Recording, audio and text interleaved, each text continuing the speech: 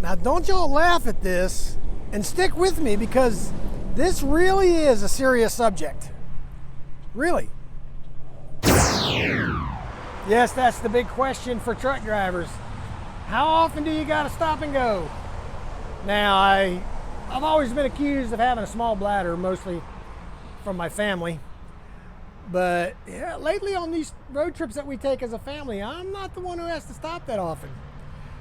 So, but you know, you always hear these stories about guys that can go 5, 6, 8, 9 hours without stopping.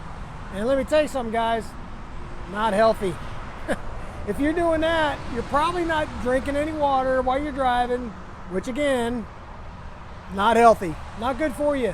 It's just gonna cause you problems down the road, as they say. You're gonna have all sorts of issues. But for me, running these 600-mile runs, it kind of dictates on how often I stop.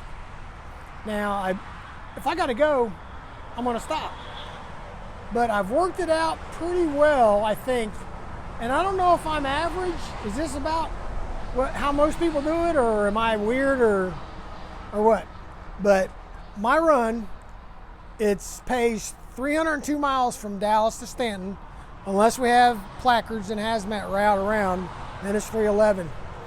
And I usually stop, it's about halfway. There's a rest area just east of Abilene that I stop in, the 290 something mile marker, I think. That's where I usually stop. And it's like, again, like I said, about halfway between Dallas and Stanton. Now, I usually don't stop again until I get out to Stanton. And then I have to just to go in there once or twice before I leave, so I'm fully empty before I leave.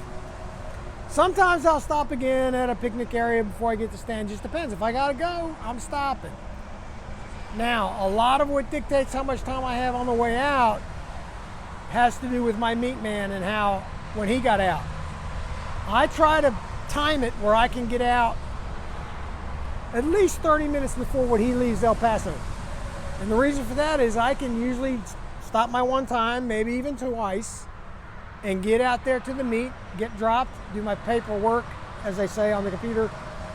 And by the time he gets there and we swap out, pre-trip, I can dispatch and leave right on my 30-minute break. So I'm not wasting any time. Now, if I find out once I leave, he got out late for, who knows, mechanical issues, waiting on trailers, paperwork, whatever. You never know what's gonna happen. If he gets out, he's 45 minutes, an hour later than me, that's fine. It usually works out good, but sometimes it doesn't. You get out a little bit later, or he does. And sometimes me.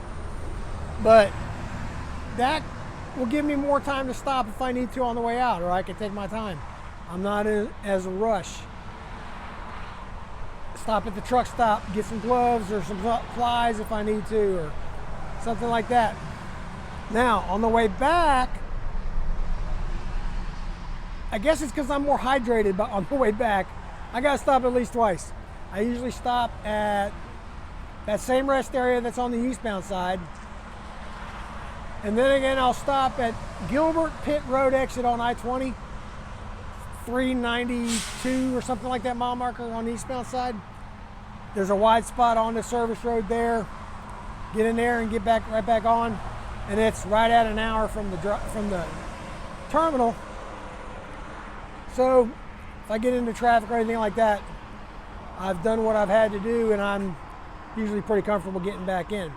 Now, the one thing I don't like to do, I don't like to stop in the truck stops when I stop. And the reason for that is this day is long enough as it is. It's a 12-hour day without any extra stops. But truck stop, it's 15, 20 minutes going there. Get off the highway, make the exit, find a place to park. Especially with these doubles, it's not an easy thing to do sometimes. You end up next to the fuel line or the scale and you're making someone mad. Then you gotta go in, maybe wait in line, get back out. It's easier for me, make my pit stops along the way and not have to go in anywhere. Now, if I need something, I'll stop. I'll try to time it where I can get in and get out. or if he's running later than needs to be, that's my opportunity where I'll just be waiting for him longer out there. I can stop and get what I need, still get out there, get my 30-minute break, and get back. So, how do you guys do it? How do you guys run your run? Now, you're over the road guys. I know when I was over the road, I mean, you stop when you need to stop. And if you're running an area you're familiar with, you stop where you like to stop. But on this LTL side, line haul, usually have a bid run, you work it out. If I get on a different run, I will know where I need to stop for my timing. And it sounds like a little thing, but it's a strategic thing you got to figure out if you're going to be efficient. Like I said, we're out here long enough every day as it is. Let's get the job done and get home. So, tell me what you do. Tell me how you work it out. It may seem like an insignificant thing, but I think it's important. Tips for new guys, I don't know. So, go down in the description, check out my links.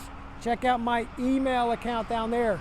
You got specific questions or you want to get on at Saya, hit me up on the email. I'll give you all my info. I'll give you as a reference.